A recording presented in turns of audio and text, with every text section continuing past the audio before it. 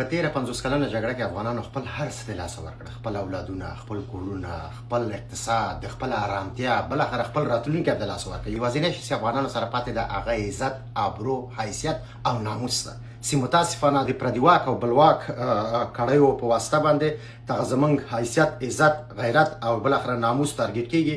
تاسو د سیما سمر دغه خبرې واوري بیا سره ګړیږو. اینا زیر فوکس جامعه جهانی و زیر فوکس فعالین مدنی در بیرون از افغانستان و زیر فوکس تحلیلگرای سیاسی و همچنان رسانه‌های داخل و بیرون از کشور هستند. از این لحاظ بهترین موقعی هست که شما چادری نکنین. دې پروژو کې دا محترمه میرمنه سیما سمر صاحب ډیره زیاته ماهره ده. دغه پروژه هم دې پلي کړې وه. دا د جمهوریت وخت ده. وینې وملیده ده داسې رقم پروژه وه. دا ما خپله په سترګو م لیدلې ده دا جلۍ. قصه داسې وه ګرانو افغانانو په جمهوریت کې خو مکتبونه هم آزاد وه، کورسونه هم وه، انجوګانې هم وې، رنګارنګ شیان و هر څه کېده. خلاص درته ووایم خو بیا هم دې محترمې میرمنې داسې پروژه واچوله چې د افغانانو حیثیت، عزت، آبرو یې خاوره سره خاورې کړه. داسې رقم پروژه وه. کله چې دا فلمونه ویډیوګانې واخیستې دلته د بهر رسنیو ته راغله، بهرني رسنیو ته، هلته ویلې چې افغانان چې دي وحشیان دي.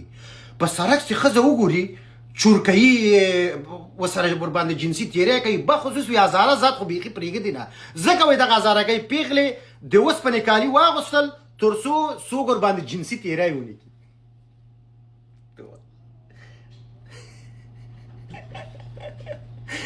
یعنې د هرې ممکنې ګزینې څخه دا خلک ګټه پورته کوي او کوښښ کوي چې پښتانه او افغانان تخریب کړي. په مجموع کې کوشش کوي چې اسلام تخریب کړي. فقط د ایراتیانو عزت او ناموس سره لوبې کوي ګران افغانانو. هغې ته بې عزتي اړوي ګران افغانانو.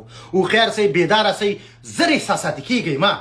یو شی هم چې واورېده ځکه دا ټول دروغجن دي. بخصوص په دغه پارټي چې هر څه اوري مې منه. اول لاړ شه تحقیق وکړه، څېړنه وکړه، ښه ځان پوه کړه، ځان واقع ته ورسوه، بیا کامره دې مخې ته کېږده، بیا ویډیو هم جوړه کړه، لایف هم ونیسه، هلته کنځلې وکړه.